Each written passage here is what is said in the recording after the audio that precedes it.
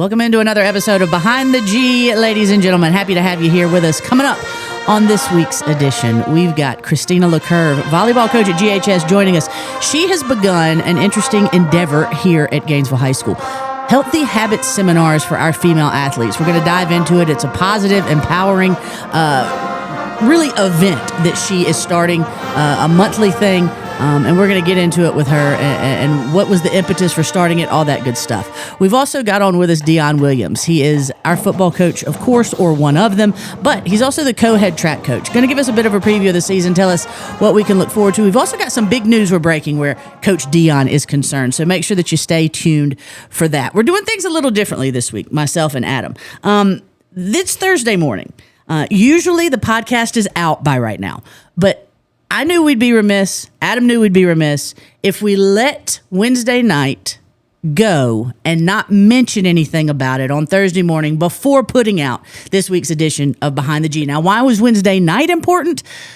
Our boys basketball team was playing in the state quarterfinals against Dutchtown at Davis Hill Gym. And we knew regardless of whether they won or lost, we needed to give them their flowers in real time. So we're recording this Thursday morning, about 2 hours before the podcast is actually going to be published for you all to listen to. And we're going to react to last night. And last night became, Adam, about a lot more than just our boys basketball team and their performance. The night as a whole, from what went on at Ivy Watson Field to our girls golf team, to, and then to wrap up the night, what happened at Davis Hill Gym. Man, we say it all the time. I know you all were probably rolling your eyes and you're sick of it, don't it? Like, we like to pun it up, right? Red Elephantastic night. Last night was an incredible, that was old school Red Elephant. Yesterday was a great day to be a Red Elephant. Yeah, it was incredible. Can't say that enough. I mean, well, and I'll say this, from this side of things, that was the most packed that gym has been, excluding a Lanier Land, since I've been here. So that's pretty awesome. Even in my first year here, where Benji's teams were really good. And we played a bunch of home games then too. That was an electric game last night. An electric crowd. I'll just go ahead and say it. A lot of people we hadn't seen in a long time. Yeah. Nice for them to finally decide to show up and support. So that's huge. But then, as you mentioned, we kind of moved the schedules around. Everybody's kind of just been prepping for the game last night, right? And if when, then Friday. So we've moved a bunch of stuff around. Moved the baseball game that was supposed to start at 6. Moved it to a 4:00 game so we could get that out of the way. Our baseball guys had a great game, but I knew they'd also be thinking about. Oh, they wanted to be in the amen corner. Yeah. Yep. Hey, at the end of the day, a bunch of kudos to our baseball team. They've always been the ones that are kind of leading in amen corner. So we certainly wanted to move that game up. So win or lose, they could get there to support the boys basketball team. But thank goodness they pulled out a win too. Yeah, it made the amen corner even more raucous. But when, you looked at it, there was a moment where the girls' golf team is running down the bleachers. Prentice McGarvey and Reagan Allgood and Addison Peoples. And they're running down. They just gotten done winning at Chattahoochee Golf Course. I think they beat Flowery Branch. They just gotten done winning. So they're running down the bleachers as a team. And then you see Coach Prestridge, their coach, Brad Prestridge, in the hallway there to watch too, and they get in the amen corner, and then you see our baseball team show up in full uniform, that literally fresh off a victory over Roswell in their new creams. And listen, those uniforms are fire. They are. I love them. We'll I love them. Disagree, but it's okay. They are beautiful uniforms. Chan loves them. Oh my God, they're beautiful. And the way that the red sticks out on that particular background color is it does. And it's the red that matters most. Yeah. So they looked good coming off a win. Again, we'll get into that here momentarily. But it was just so cool to see all of our students so invested. Yes. And you had girls lacrosse players in there, and you had our volleyball players, and it was great. At the end of the day, if you take the picture from Amen Corner last night, the kids that are standing in Amen Corner are athletes. Yeah. I mean, they're 100% athletes. Right. So, kudos to our kids for supporting each other. It's something we preach day in and day out.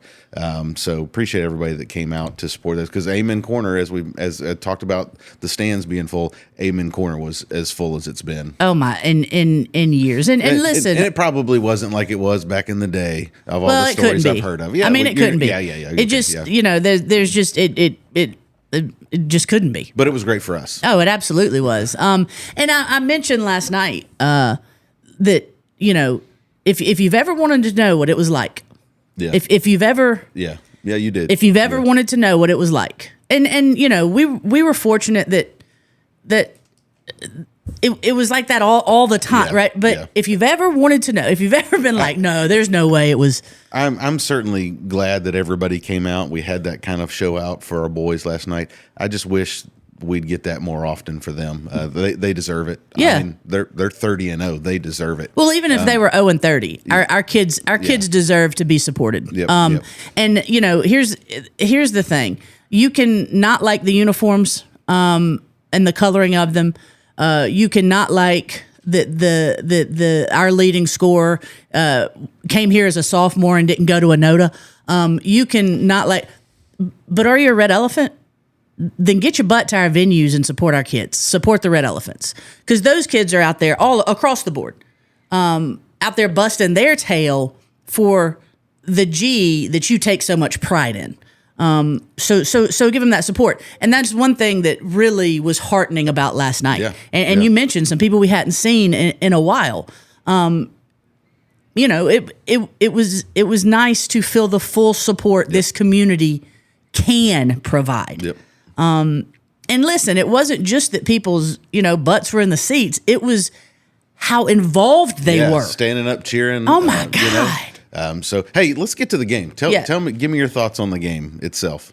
It was interesting to me that we were able to dominate a game in which it felt like we were always on the edge of going down by 5 instead of staying up by 5. Yeah. It never felt like, even when we went up, I think at one point like 19, it never felt like it was a 19-point lead. And what's crazy is we've got the co-region player of the year, the 2 defensive players of the year. Can we stop calling him the co-player? Yeah, he's just the player of the year. The player of the year. So, but we can call co-defensive because they're both ours. Yeah, but he's the co-player. I can't do it. So anyway, I can't. He's the co-player of the year. But the point being, all y'all have seen KJ White. He's phenomenal, right?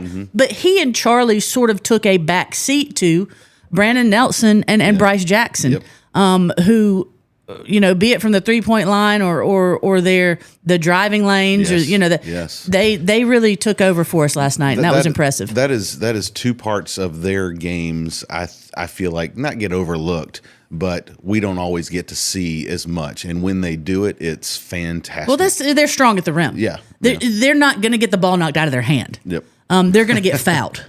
They're going to get fouled. Yeah. Because they're strong at the rim, and that's no offense. Charlie got the ball knocked out of his hands a couple times last night, but no offense to him. Yeah, he was every time Charlie caught the ball, whether it was free throw line extended or in a post up position down low, they were beating the sin out of him to get the ball out of his hands. It was crazy to me, how kind of ticky-tacky some of the calls were in the fourth quarter, but in the first quarter, our guys down low were just getting hammered. Oh, my gosh. Like, anytime they touched the ball, there were 3 guys just ripping at them. I mean, Quentin. And nothing. Yeah, I mean, and there was one time that, like, Charlie literally had the ball, bent over, had the ball covered up, and then both arms kind of go in both directions. Like, you can't tell me... that he didn't get fouled. But anyway, not going to complain about the officials. No, I thought they did a good job. And listen, Dutchtown had the right game plan. I don't know if maybe it was a byproduct the first time they played us. They thought physicality was going to be the key to winning. And I'll be honest with you, if it wasn't for Brandon and Bryce, it might have been. Yeah. And again, that's no offense to anybody else, and that's not to say that anybody else was soft. There may be just a little more, I don't know how to put it. They, You're 100% right. I was impressed. I'll say this. when I watched the Lassiter Dutchtown game, I was not impressed with Dutchtown at all. I was impressed with Dutchtown last night for a couple of different reasons. Number one, super physical. Yeah. And number two, super fast and athletic. I mean, like, just to watch their guys with the ball, how they moved without the ball, just how quick they were changing direction. But that's why, even being up by 15, we didn't feel like we were getting ready to win. No, and they felt like they could do it at any point. And if you watch those guys during warm-ups, which means absolutely nothing, I don't think they missed a shot in warm-ups. Yeah, and they had, and again, I would love to be able to say his name, but number 4 for him. Down the stretch, he was stroking threes. He was, and that always makes you nervous, especially when you're either trading threes for turnovers or trading threes for twos. Yeah. It makes you nervous. But they were well coached. It was a great game to watch by two teams who were talented enough to be in the position they were in. Deserve to be in the position they were in. Sometimes you get to a quarterfinal round and you see a team that slipped up and fell into the quarterfinals, and then a team worthy of the quarterfinals. Like the Woodward-Houston County game, I mean, where Woodward beat them by 40. I mean, but this is the truth. You see a team that got hot and got through the first 2 rounds and maybe finished 4th in their region, but that was not the case last night. So do you draw any connection? I'm saying this as a basketball player, basketball coach.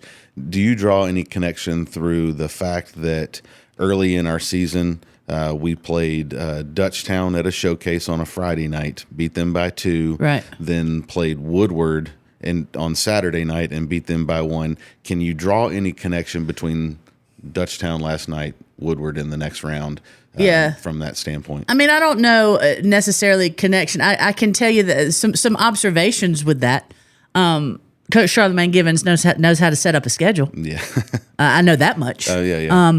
He knows where to have his boys early in the season so that at this time of the year they're ripe and ready to roll. Yeah. I think I made mention to you last night, like if the transitive property is at work in any way in these regards, then may the light continue to shine on the Red Elephants because we lose a close one to Dutchtown early in November, and then we beat them. We beat Dutchtown in a close game early in November, and then it was not a close game last night. Score wise, it was not a close game last night. If that's working in our favor like it did last night, then let's go. Yeah. Other than though that Charlemagne Gibbons knows how to set up a schedule, I don't. I assume it's got to be a double-edged sword. Obviously, when you set up the schedule, you don't know that you're going to play Dutchtown in the quarters and Woodward in the semis. But I think familiarity goes both ways. It's good to know who you can go back and watch your film and see how you played them, but they can also go back and watch your film and see. Yeah. So it's a double-edged sword. So it'd be interesting to see. I'll be honest, and I don't want any of this to be taken the wrong way. Was not concerned necessarily about last night. I'm nervous about Friday night's game. Sure. Woodward's a really, really good team. Mm-hmm. They've got some really, really good players. They're top 30 in the country kind of players. So that's going to be an interesting game. And again, I think we'll probably match up with them a little bit differently. Dutchtown was a little on the smaller side. Right. Woodward will not be. Right. So it's going to come down to the play of the big men, in my opinion, to see how that all works out. Well, unfortunately for us, one of our big men got a lot of rest last night. Quentin Mansfield did not play a whole lot of minutes. No. So that maybe works in our favor, maybe not. Here's what I know.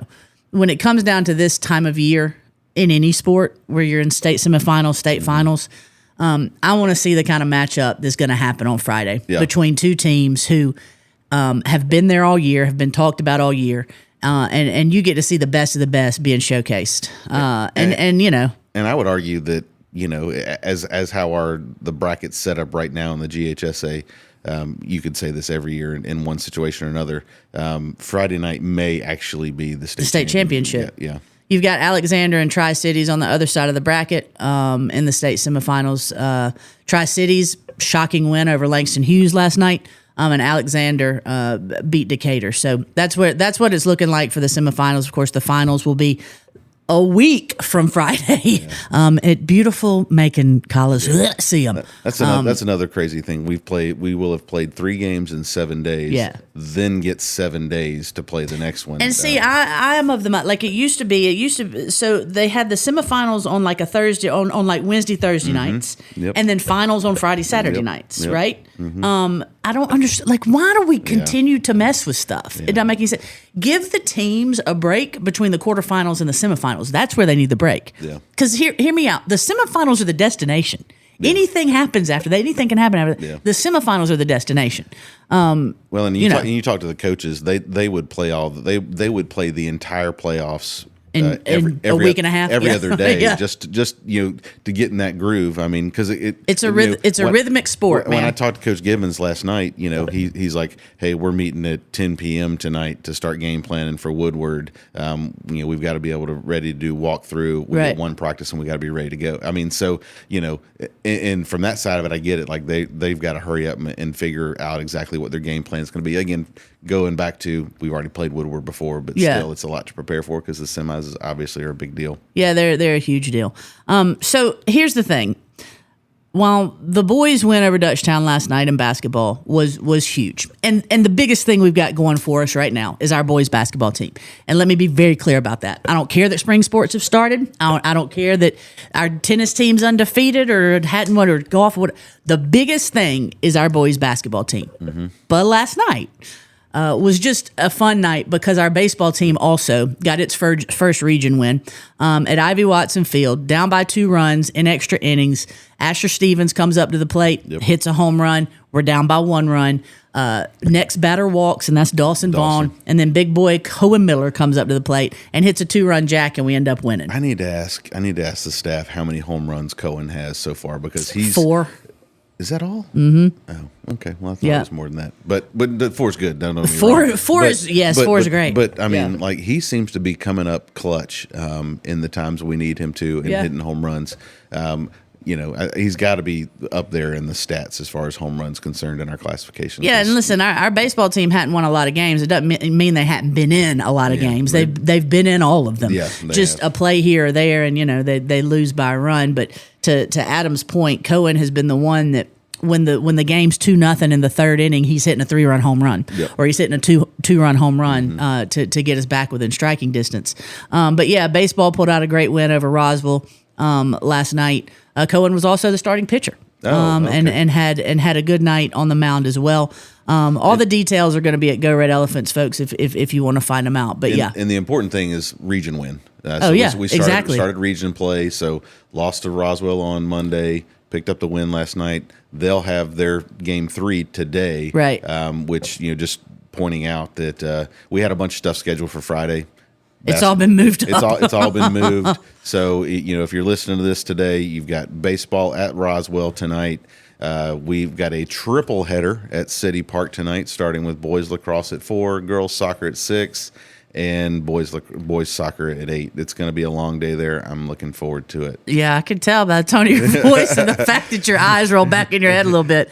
What an exciting time, though. Yes. I mean, as much work as it is, and as fatigued as this is why we do it. This is why we do it. I mean, to be able to watch our kids succeed in real time, and what I mean by that is in person. To be able to see it happen, and again have nights like last night, and we hadn't even really mentioned girls golf, which is off to a 2-0 start for the first time in forever. Well, and this is going to be a great golf team to watch this year. The boys have kind of had their long run, and I know that our girls golf program is on the front end of what's going to be a great couple of years for them. Obviously, Addison Peoples is coming in and is coming as a freshman and taking over the number 1 slot, which is going to be great to see. Number one, how her individual season goes, but how she's able to have an effect on the rest of the team that had a great finish last year. We didn't graduate anybody. So, certainly I was talking to Coach Pressure this morning, that they're going to make a run in May. So it's going to be exciting to watch them as they go through their season and prepare ultimately for the state tournament. No doubt. Look, what an exciting time to be a listener to Behind the G, right? You get all these little moments like hearing Adam and I this morning with little fatigued voices. I did a lot of screaming last night, man. Everybody did. Especially after the game. Like, I just could. My adrenaline was just coursing. But so excited that our boys got to experience the atmosphere they got to experience. Yeah. And that was a huge part of it for me. Mm-hmm. The basketball takes care of itself with them. I worry little about that. But that they got to experience what they got to. Well, and I think that's important. It's important for them to experience that, because one of the things I was thinking about as the game was starting last night is, our boys basketball team got knocked out in the first round last year. Yeah. So they did not get to experience the growth of the crowd, the growth of the venues, going down to play in a college arena on Friday night is going to be in a different experience. And they've done that's why they do the showcase stuff in the fall to get that experience. But point being is, we don't have guys on that team that have been this far, that have been through the experience of a state championship run and having those games where, look, they're 30-0. The pressure's already there from being 30-0, much less, hey, we've got to go win a semifinals game to put ourselves in the state championship. So the point is, I was sitting there thinking about all the pressure that is mounting on these guys through all the different events that they're going through. And as you mentioned, the release for them after the game when that pressure got released for just a minute. Yeah, They knew as soon as they walked back in that locker room, it was on to Woodward. It was on to Woodward. There's no time to celebrate that win. Well, it was. I go back to Coach Josh Niblett, and I know you all remember me mentioning, I've seen you pump your fist twice. Right, because for our coaches, it's all about, okay, well, what's next? There's very little time to celebrate the what is, because it's about what's next. So there are two times there's one time I've seen Charlamagne Givens exercise any sort of emotion, really, but excitement. Yeah. And he put his fist in the air and he pumped him twice last night. No smile. Now don't. But that was it. And then he was behind a closed door, getting ready for Woodward. Yep. And I'll let me as we wrap up here. Let me say this. That's what makes him special. It's what makes Coach Niblett special. It's what makes Santavia special. It's what makes Chan Brown special. Christina Lecoeuvre is they do go. What's the next hurdle we've got to jump, right? Yep. Let's celebrate this moment literally, and then what's the next hurdle? It's what makes our coaches great. And what they're in makes our athletes great. And boy, last night was just a hell of a lot of fun. Yeah, I don't know how else to put it. Yeah, it was. I'm looking forward to Friday afternoon, being down. I've never been to the Convocation Center at Georgia State. So I looked up the arena a little bit last night. It looks like at least it's not like a mega arena. I hate going to those places where it looks empty. It'll still look empty, but it's a whole lot more intimate. So I'm looking forward to that one, and then we'll deal with next week. We'll deal with next week. Man, what a time to be alive. What a time to be a red elephant. Listen, what do we have coming up next week before we let everybody go? Oof. Yeah. Gosh, right? I don't know. Don't remember, folks. We have made a promise to tell you all what's coming up on the next episode, and we are failing at that promise right now. Yeah. It's hard to think about next week right now because my mind is on tomorrow. That's it. And that's it. And sometimes that's as far in advance as I can schedule myself. Well, especially right now. Again, runs like this that our boys basketball team are going on, it doesn't matter where you are. They are special. They are few and far between. And so you need to not take one single moment of them for granted. So at some point, we'll put on social media at Go Red Elephants across all platforms what's coming up on next week's Behind the G. In the meantime, in between time, enjoy this episode. Christina Lecoeuvre coming up next to tell us about some special events she's got planned for our female athletes here at Gainesville High School. And then the one and only Deon Williams going to join us, talk a little bit about track. Our girls' track team bussing this year. Absolutely incredible. You're going to want to stick around and hear about that. Appreciate you being with us, folks. This is Behind the G. Hey, Red Elephant family. I'm Adam Lindsey, and I am joined by the one and only Katie B. That's right. We're here to talk about a G-normous event coming your way on March 25th. It's the Gainesville Day of Giving. We're setting up shop at the patio at Johnny's Pizza from 9 a.m. to 3 p.m., and we're bringing the whole herd with us. Yeah, the herd. I see what you did there. I also created that, so don't do it again. Seriously, though, Adam, we have a pretty tasty goal this year, don't we? We do. Last time we did the Gainesville Day of Giving, this community helped us raise over $20,000 in a single day. This year, we're looking to shatter that record for our 26 varsity programs and over 1,000 student athletes. So, folks, if you love Gainesville athletics, you need to see what we did there, some support our way. Trust me, every dollar counts. Okay. The pizza puns are getting a little cheesy, Katie.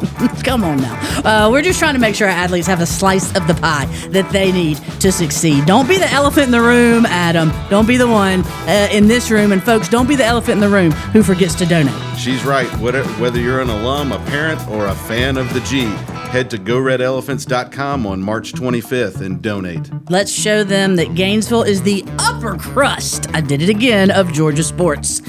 Go Big Red.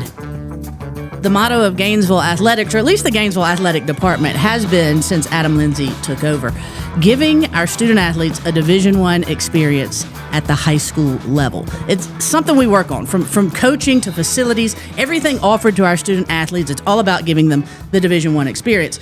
Well, part of that is what they do off the field, off the court, with nutrition, but also with their mental health and how they see themselves and building confidence and empowering the person.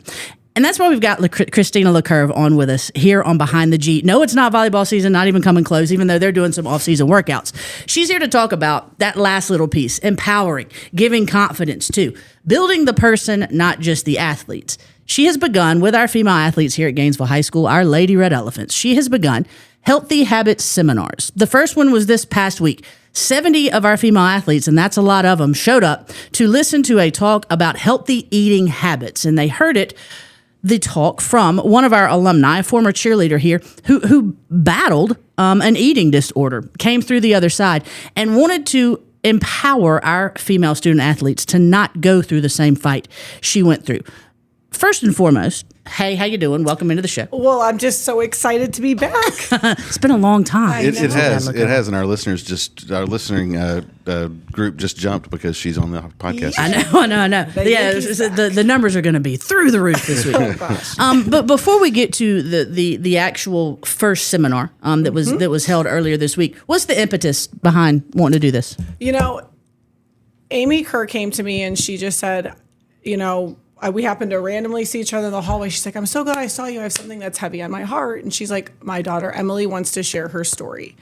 And then from there, I kind of just ran with it because then it kind of was on my heart. Okay, I just feel like everybody has been given a gift and a talent in life. And one of my gifts is being able to bring people together. And I just, with my smaller group of volleyball athletes with only about 20, I'm like, I can be reaching more people with this, with a message that I have and this message that Amy's daughter wants to give. And so I'm like, all right, let's just open this up to all of our female athletes to empower them together. And when I spoke with them yesterday, I just told them I recently went to a Coaches' Wives Ministries retreat this past weekend for wives who have husbands that are coaches. And it's an empowering feeling to be in a room with people that are very like-minded with you, who understand what you're going through. Right. And so that is kind of my goal and my purpose with hosting these for our female athletes, because in a world that is hateful enough and breaks you down enough, we need to be able to get together to be able to empower each other with knowledge, empower each other with fellowship, empower each other with encouraging words. And that's kind of the premises of it. And I think yesterday was a hit, and I'm so excited to kind of see where this can go moving forward, because a lot of things aren't talked about. A lot of the girl athletes have male coaches. And so this is just going to be a safe space, hopefully, for them to learn, to be able to discuss things and hopefully make a new friend. And hey, let's go to the soccer game now. Or hey, let's go support our girls lacrosse team as teams, just empowering each other that way. Well, and I'll say this, you and I talked about this in my office prior to and then after yesterday's seminar. When we say they have male coaches, there are just some things that, and Adam, it's uncomfortable for men to talk to young ladies about. Yes, and that I was going to wait to bring this up. But it's these aren't necessarily conversations that I can, or it comes as much to the girls Right. from me Right. as it does from a coach who coaches girls, who's been a student athlete, who understands everything that they're going through from a physical standpoint, from a mental standpoint. So it's huge that you were willing to step up and have those conversations. And having 2 daughters now definitely has put that in perspective. Like my oldest is turning 14 this month, and it's like these are things that she needs to hear as a female athlete. Or Yeah. I wish I knew some of these tools, you know, Right. when I was going through things, or when you're in college, and it's nice to be able to get to people. Well, and we say it a lot, but we're not being glib when we say it. It's very true. And I know that people roll their eyes at comments like this and, get off my lawn. Like we're all growing older, and, we think the generations behind us are just, they don't know what it really takes. There's so much pressure on our young people now that we never had to deal with. Yep. There are pressures coming from everywhere that we never had to deal with. And to be able to get them in a room and get them all hearing the same message and understanding that no matter what you're going through, there is another side to it that you can come out on and be just fine.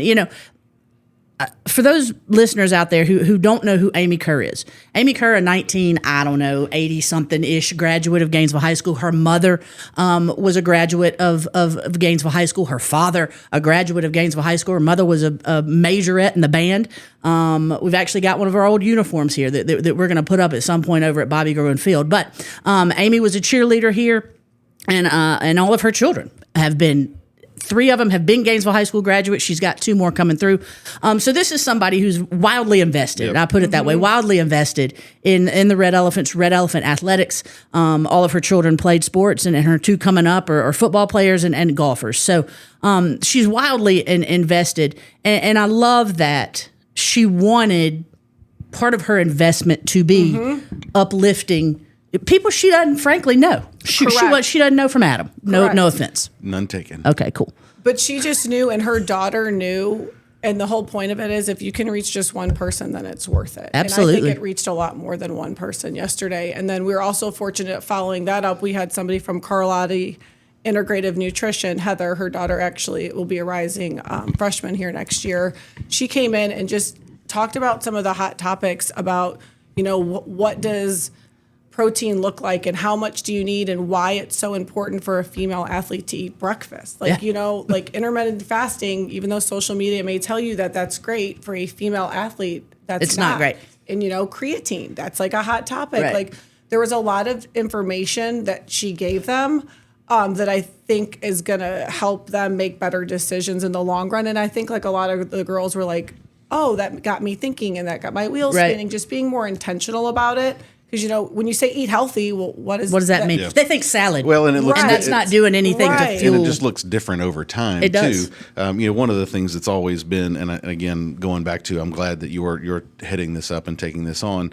Having been a former strength coach, obviously athletic director now, it's really important for us to get our girls in the weight room, and getting them working in the weight room requires additional nutrition value to be able to grow in the right way, and for you to be able to have the conversations, from two standpoints. Number one, from a weight room standpoint, we're not trying to build bodybuilders. We're trying to build more fit athletes.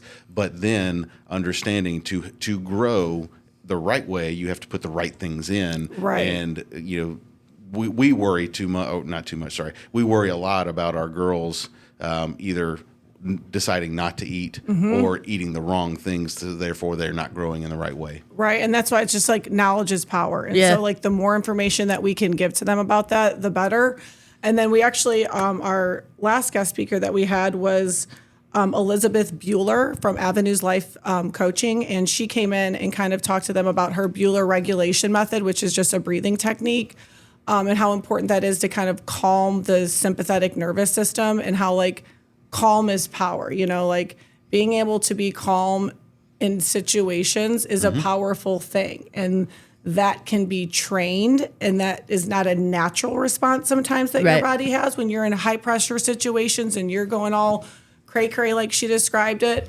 But through like practice and intention, you can find techniques and methods that will kind of help bring you back down so that you can perform at your best. Well, and putting it in simpler terms, you don't have any control over how you feel, but you sure do have control over how you react to how you feel. Yep. Right. And being able to react without emotion, being able to, or react with it if the situation, right, if the situation deems that, aside from the specificities of this past seminar and the ones that are to come, there's a certain, and I don't think that we can speak on them all right now, but there are certain things that some of you out there listening might be thinking, well, why do the girls need this? And no, why aren't you doing this for the boys? Because the boys have it. Well, we don't know. And it's not they were taught it and the girls weren't. It's not they were given access to it and the girls weren't. There are things in this world that come naturally to male athletes. And I'm going to be specific when I say athletes. High school level, but as they're coming up, that come naturally to them, or that maybe are spoken about more freely in their company, that don't come naturally to girls, that aren't spoken about as freely when it comes to our female athletes. And it's not one is given it and one is not. It's just sort of the nature of how things play out. And I think having conversations about proper nutrition, and Adam mentioned it, having conversations about, hey, we're not trying to make you look like the East German swimmer Helga when we put you in the weight room, right? We want you to be fit and for your body to be able to endure a season, and you look the same at the end as you did at the beginning. Prevent injuries through the weight room. There are things that the weight room does that's not just building this incredible body mass, and for a lot of female athletes, that's what they think the weight room is. Well, and my to go with what you're saying, I think our boys grow up trying to get bigger, faster, and stronger. Mm-hmm. Absolutely. Our girls don't have that same mentality. Right. They don't want to get bigger, and that's the impetus of trying to differentiate between the two. We're trying to get them more fit and more in a better place to play their sport. Right. But there's also the mental piece of it too, though. 100%. And a confidence that naturally that girls just don't have, and it's about building that up and giving, it's like mind, body, soul. Like it's like you got to have it all in sync in order to really perform. It's not just am I physically at my best, but am I mentally at my best? And a lot of the things that you think people should know, kids don't. And it's our job, and it's my job as a leader and a coach to give them opportunities to learn. Yeah. And to just, But I will say with the weight room, I do want to give my volleyball team a shout out while I do have the mic right now, because we have been busting our butts. Yeah, you have. In there, and they're not looking like Arnold Schwarzenegger the last time I checked. But I bet if you asked any one of them, they feel stronger. They feel just overall more confident. Of course. And they feel...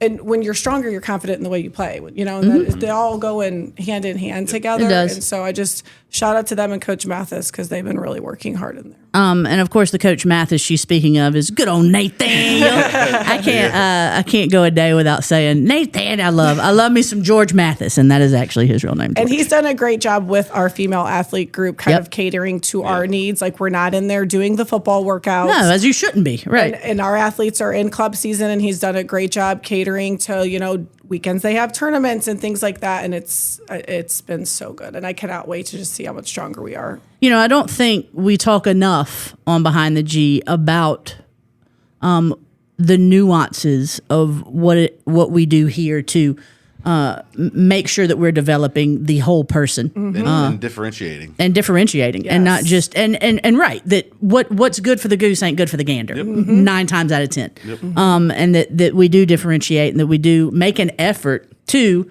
as you've heard from Christina, make sure we're pinpointing future issues and nipping them in the bud, potential issues, and nipping them in the bud. What is your vision for this? What does it look like?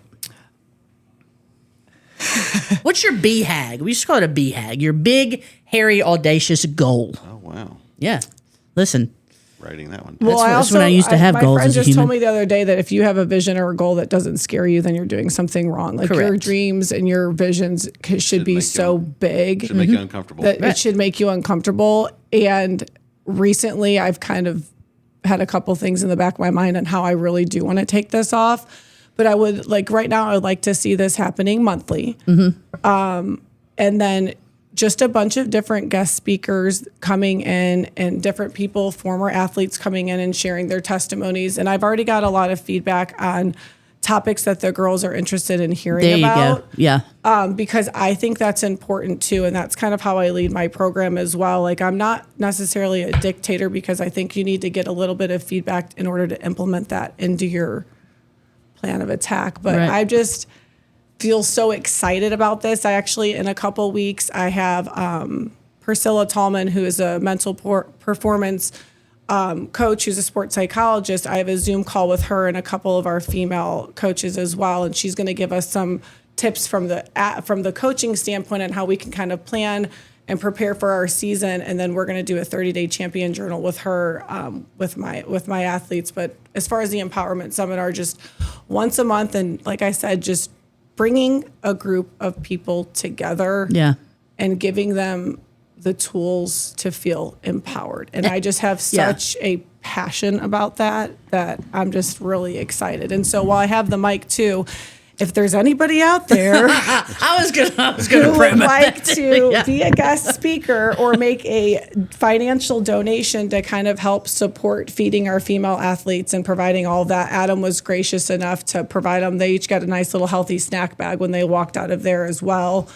So that was nice of athletics to donate that. But I would be remiss if I didn't say something. You while I had absolutely the should. mic. Yeah, and folks, you can find Coach Lecoeuvre's email address. We stopped short of giving out people's cell phone numbers because some of y'all are weird. But you can find her email address, goredelephants.com. Just go to the volleyball page. It's all there, all the information to get in contact with her.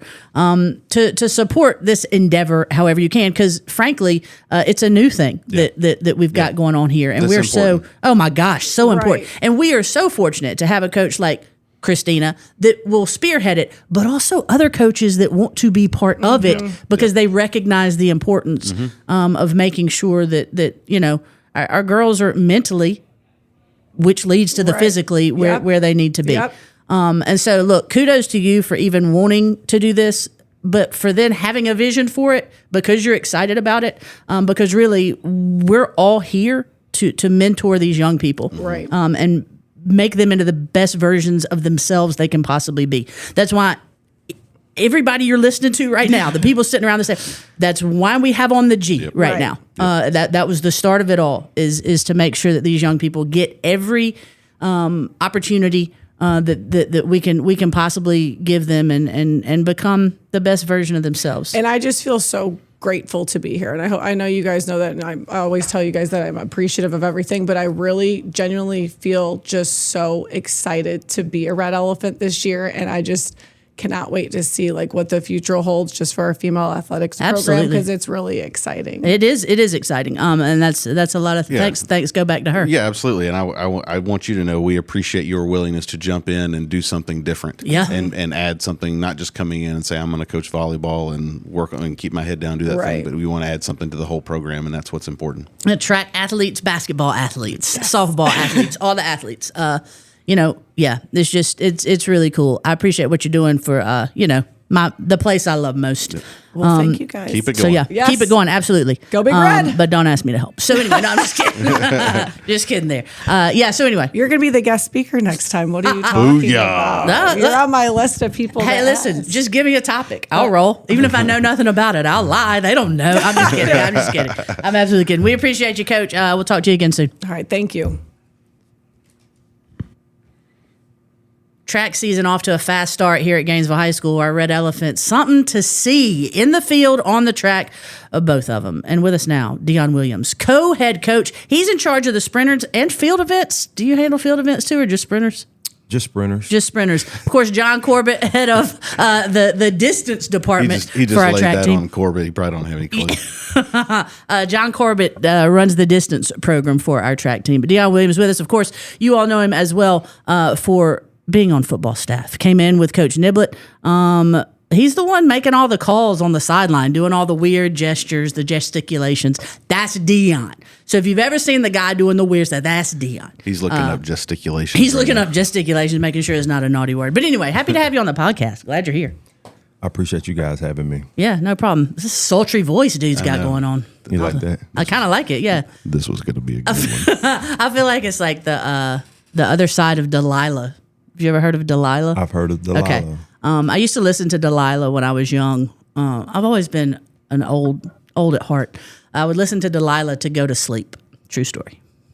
So if you ever called in with a tribute to someone you loved through Delilah, I probably heard it.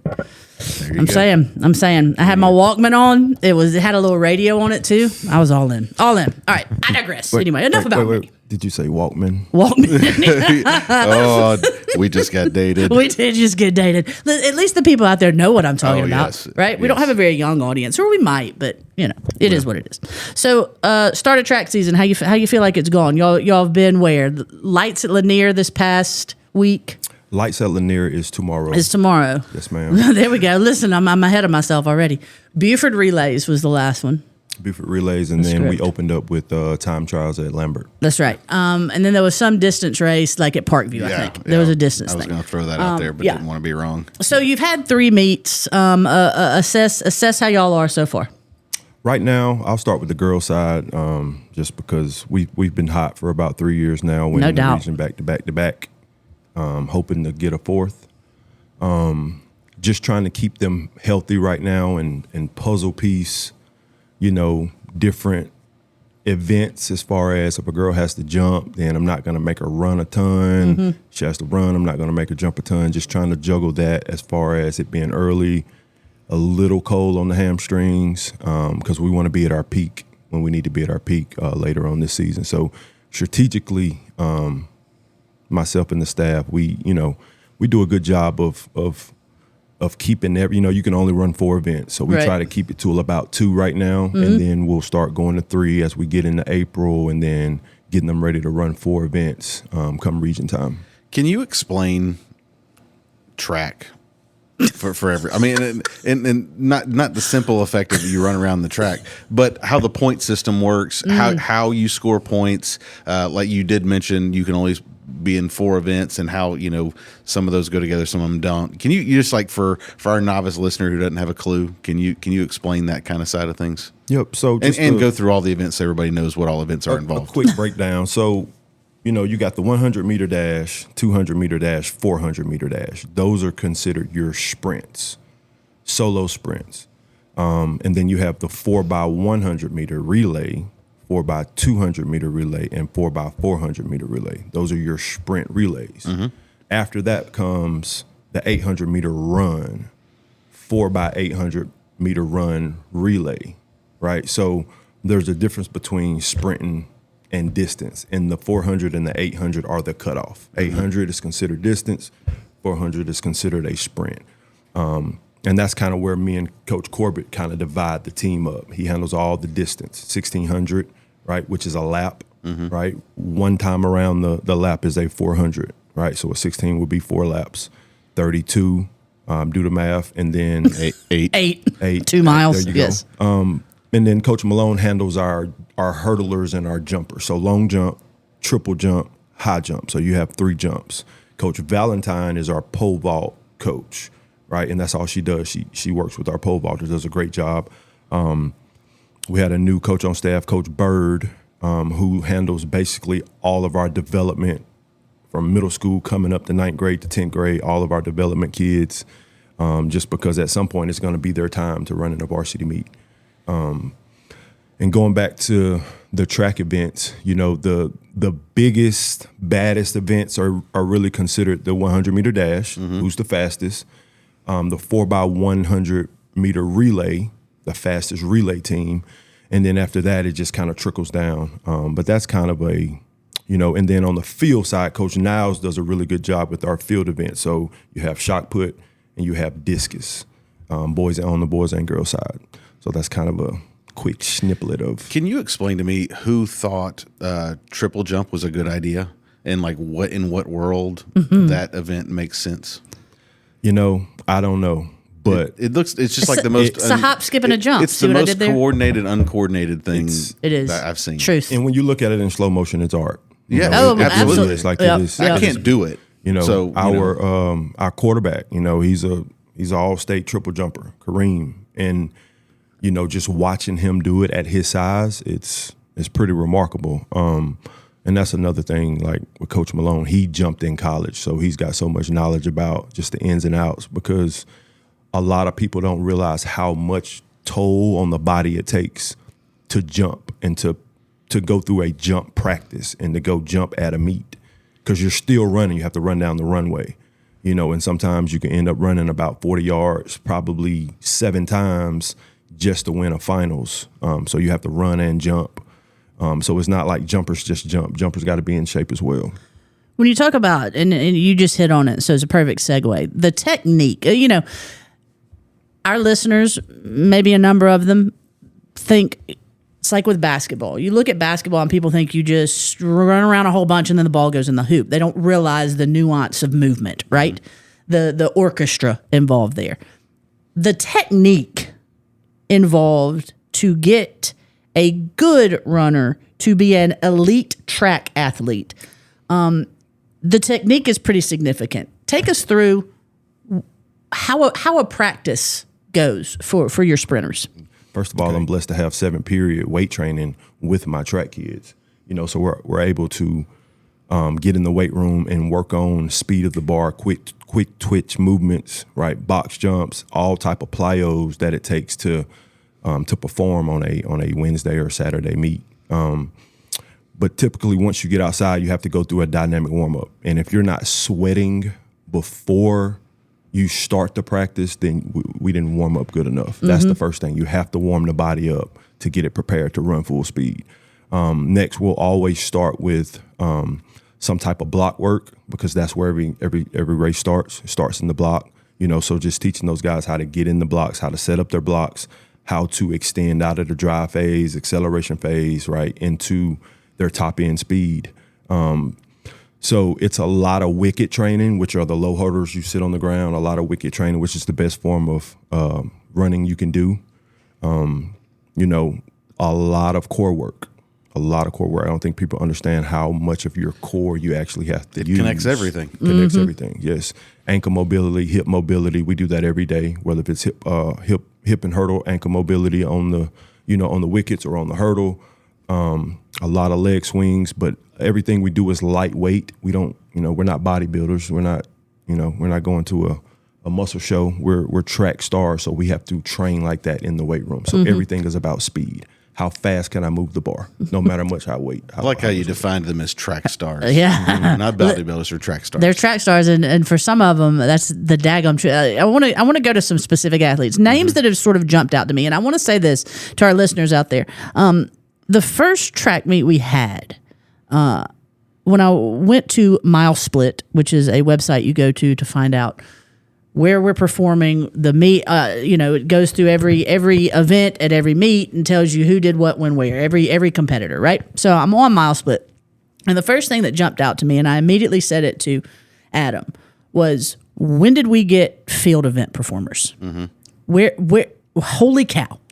Because we won pole vault. Yeah. And you mentioned our pole vault coach, and then we won at male pole vault, and then I think our female came in third.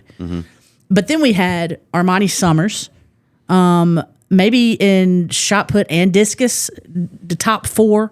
I think she does long jump too, maybe? I don't know. But I'm saying in the field events, I was floored at how many we had in the top 3. Sprint stuff I'm used to, distance stuff, used to seeing us perform top 5, top 4, right? Especially when you got an Ariane Hoyas who's come back, Vanessa Torres, you've got Sincere Cleveland on the sprint side, right? We've been good. Relays, used to seeing us win. The field events popped out to me immediately. Those are just points we usually leave behind. Yeah, so that's going to make a huge difference for us moving forward. An incredible difference. And I really want to point to an Armani Summers, because that's the name that is, regardless of the event, something that does she run to, or is she field only? She does run. Okay. And I say that because running down the runway, you have to be fast. Yeah. When you put your foot on the ground to jump. If you're not gaining any momentum, you're not going to jump as far. Right. So she still has to speed train. And so every now and then she'll still run the 100 or she'll run a 60. She'll still get her speed training in, which is going to allow her to get down that runway. And Armani just, when I met Hermione, she was all business. Yeah. She's all. She looks Yeah. it. Oh, yeah, yeah. I mean, she looks does. it. She's about her business, and that's one thing I respect about her is she shows up and she shows the other girls, the younger girls, how to go about their day to day, and that showed at an early stage here in this season. Breaking the record, her second time jumping. Right. And we saw it at when we went to Lambert. Like I think she jumped like a 17.5, which tied Bria Gibbons' record. It was like, okay, well, it won't be long till she break it. Right. And she shattered it. But she just goes about her business. She eats correctly. She stretches every day. She rolls out. She does the little things that she's supposed to do, and it shows up. And I'm hoping that the younger girls see what they have to do to take care of their bodies, because track is the one sport like. Can't get caught walking down the hallway with a bag of chips in your I'm snatching them out. Yeah. Not if you want to be in that top three like we were talking about. Another record breaker from I think Buford, the Sincere Cleveland, and she's a name. If you pay attention to Gainesville track, she's a name you've heard the last 3 years. Yep. She is our 100, 200 star. And we've had several of them the last couple of years, but Sincere is a name that you all should be familiar with. She has grown in the sport so much, had talent to begin with, don't get me wrong, but has grown in the sport so much and really seemed to embrace, to your point, the work it takes to be elite. Absolutely. Sincere, we call her CC. That's her nickname. She's been kind of with me since I got here in 22. She was an 8th grader at the time, and she got a chance to come and practice with varsity a lot and just kind of get thrown in that fire. So she got her butt whooped early, but understood what it took and what it was going to have to take to get to where she wanted to be. But again, just extremely athletic. She played flag football, did a great job under Coach McCoy. And yes, like you said, she runs the 100, the 200, the 4x1 and 4x2. She's the anchor legs. So typically you have your fastest girl, that's the 4th leg, sometimes 2nd, but usually the 4th leg. So she's done a great job of growing into a leadership role this year, her being her junior year, and she'll have a chance to run in college. So I want to go back to a conversation that you and I had 4 years ago. Walked into the weight room. You had just come off the track. You were super excited about life, and you came up to me, and you did something that this is true statement. It's a true statement. You did something that not a lot of coaches do. And you guaranteed a state championship within the first 3 years of your bringing it up. Being a head coach. The strays are nonstop up in here. As we enter year 4, how are we feeling about that championship caliber team this year? If you don't speak it, I just don't think it'll ever come to light. Listen, manifestation. Yeah. I guess I can say I lied because it didn't come true.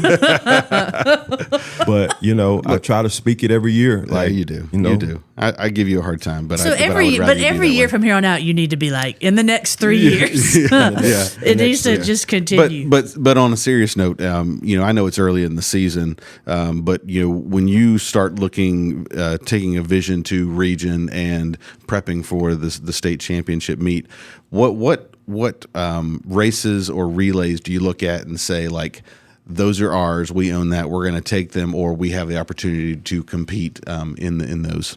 Right off the bat, it's always going to be the 4x1 and 4x2. Like that's my baby. The relays, and on the other side, the 4x8 under Coach Corbett. I know Gainesville's going to have those in the bags.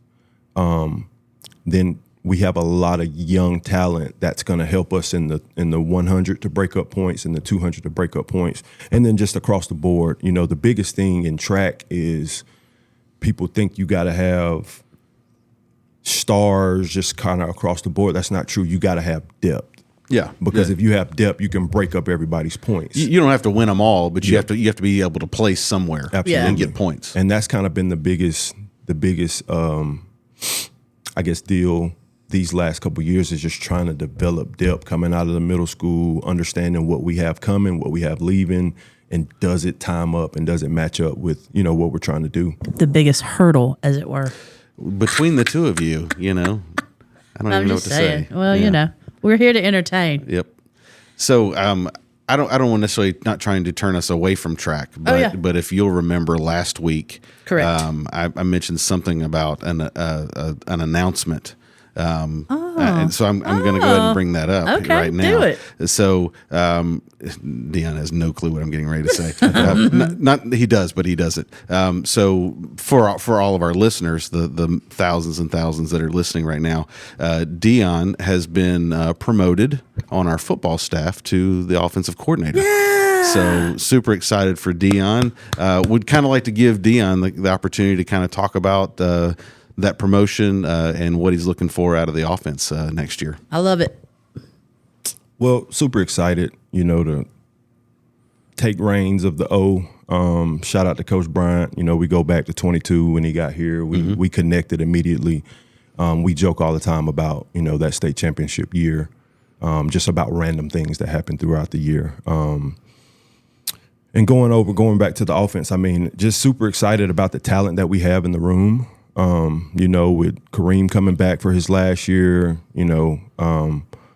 it gives me joy to be able to coach him. His last year headed to Clemson. The running back room is really, really talented. It's got to be one of the best in the PJ, state. Absolutely. Nigel and PJ and some other guys that are young that are going to be really good. But man, our O-line is really what gets me going every day. Just we got the biggest guys walking around campus every day, and they're moving serious weight in the weight room, and they're continuing to be agile and bend and they're leaders. I think they're emerging as leaders. We got some 2028s, 2027 guys that are 6'4", 350 pound plus, and when you see them, it's like, golly, man. But they're just young men, they're not even grown yet. Some of them don't even have hair on their faces. Can't say enough about what Honeycutt has done with that group and building that group, building the leadership within that group, building a mentality, because you have to have a mentality to play offensive line. Got to be a dog. Yeah. So absolutely. Cut is one of a kind. I've never seen anybody love.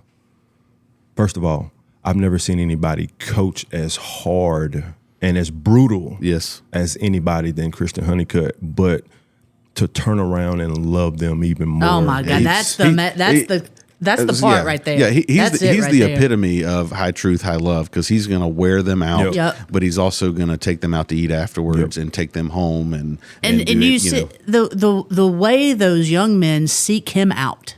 Mm-hmm. And I don't mean his approval or they might be doing that too, but I just mean him. Yep. They walk in here looking for cut. Like they seek him out for that reason, because he personifies high truth, high love. Yep.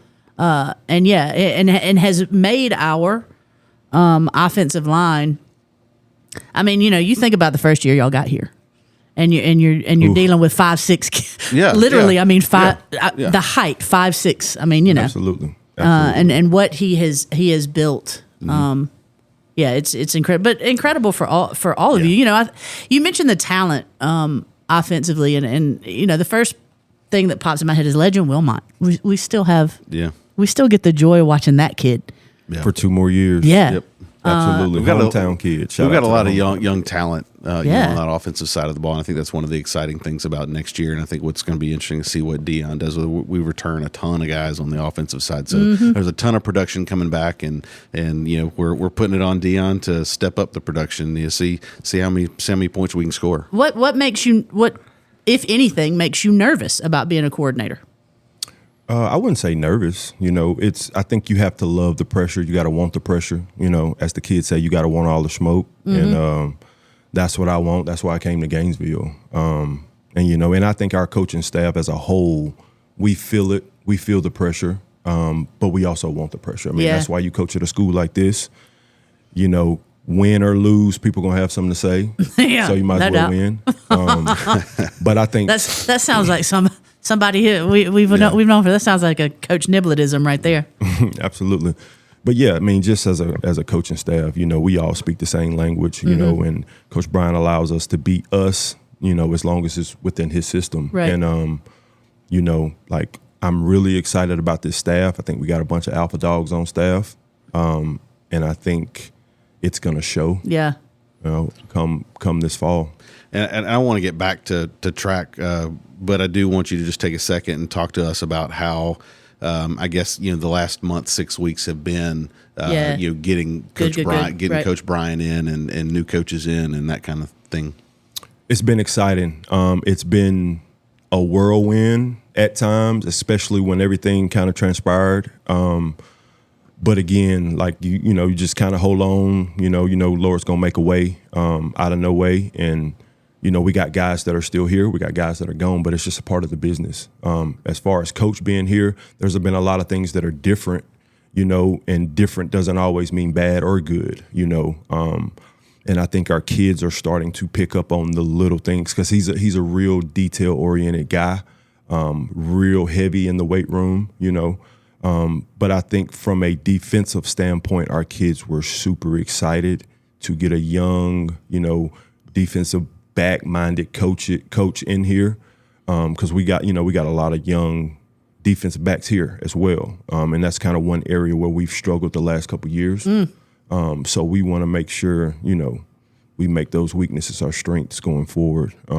As a coaching staff, man, like I said, when Coach Brian got here in 22, we clicked, and we've always spoken the same language. So I think that was kind of an easy transition as far as him, Coach Mathis. They worked together at Grayson. There's a couple other guys that knew him that were on that younger staff. Coach Cutt was on that staff. So there's a lot of familiarity. There you go, familiarity. The way he cut his eyes over at me. Don't spell it now. That's so awesome. But it's it's yesterday was our first meeting, and it was yeah. It was a little fire up in there. Like there seems to be. I'll say that. I'll put when I pull into work every day about 9-10 o'clock. Kidding.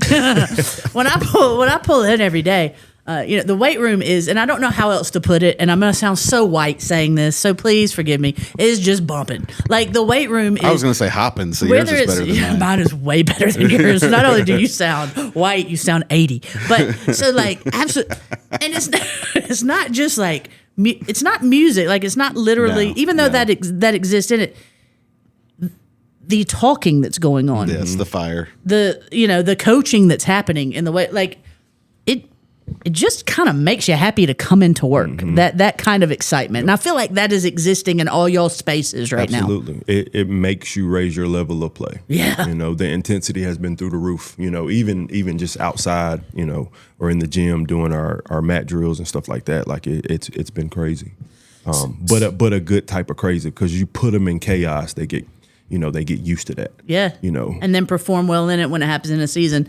Because it will. As we wrap up with Deon, first of all, he's got to get back to his classroom. Second of all, sometimes you just got to cut people loose. It's just the right time to do that in an interview, and we feel like this is the right time. We do want to go back to track. What? What? Was that? Is that wrong? Is that something you're going to make me edit? Okay, good. No. So anyway, I do want to wrap up with track though. When you think about this year, what's the achievement? Where are we looking at? And not necessarily what are you preaching to the kids, because you don't want to put that pressure on them. But when you look at a bold prediction, when you want to make a bold prediction, I'll just say this: that the standard is to win the region every year. Yeah, we've set that, and we've took 15 plus kids to state for the last 3 years on both distance and sprint side relays. Now we just got to finish. Last year I felt like we should have won the 4x2. Should have won state in the 4x2.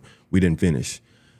Rain conditions, wet, whatever the case may be, we have to finish. Yeah. And that's going to be the deal this year. Hey, we've been there. We've been here before. It's your third time going back. Right. Let's just finish. One question just to follow. What are you excited about going to Georgia for track this year? Oh, absolutely. They just got a brand new track. One of our girls sent the video of it. Shalonda Myers, who's going to be another upcoming just unbelievable athlete on the track. She sent the video of the stadium, the new stadium, and she was like, "Hey, girls, like this is where we're going to be at in a couple months." Like that's awesome. Yeah, and it's an unbelievable venue. I can't wait to see it up close. Yeah, but yeah, just no knock on Rome, but no, well, Georgia. Yeah. I'll leave that one alone. We will leave that I'm one excited for our kids to get that opportunity. I am too, but what really excited me about what you just said was the fact that one of our kids has Yes, that vision. absolutely. And she's putting it in the eyesight of others. That's what I love. And that is a directive from that you set the standard. Yep. And your kids fall in line with it. Absolutely. And so, kudos to you for making that, for making that the standard. I can't wait to see what our girls do. Yeah. I can't wait to see what our team does this year. Again, super excited by everything y'all have done so far. And no doubt that it's just going to keep running. Y'all are going to keep pace. I'm trying with the puns, man. It's not working for me. It's been a long day already. Keep jumping the hurdle. Keep getting over the All right, bar. well, we're not going to make you the punny guy on the show. I know that for sure. Not with you around. Yeah, not with me around. Deon, we love you so much. Well, we appreciate you being, and congratulations on the promotion, my God. I appreciate it. I love it. Appreciate it. We'll have you on again soon, man. Shout out to the coaching staff. Couldn't do it without them. Shout out to Corbett. Shout out to Coach Malone, Coach Bird, Coach Foster, our middle school coach. He does a great job. Just developing kids and sending them up to us developed. Yeah. Because that's, you waste a year trying to teach basics. We and talk stuff like that. the times we have mentioned on this show that people don't understand. It is impossible to compete with athletes who don't know anything about their sport as ninth graders. Absolutely. Can't compete with it. Nope.